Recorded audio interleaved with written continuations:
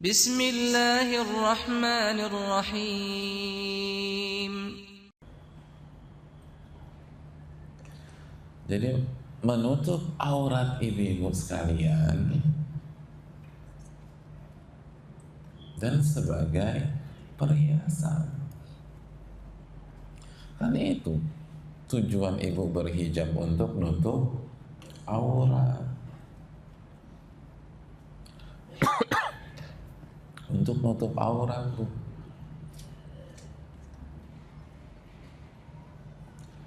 Dan sekaligus menjadi perhiasan buat ibu-ibu sekalian.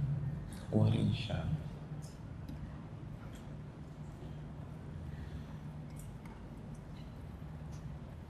Jadi pakai hijab bukan jadi jelek. Walaupun di sisi lain jangan punya motif untuk mempercantik diri juga, gitu loh.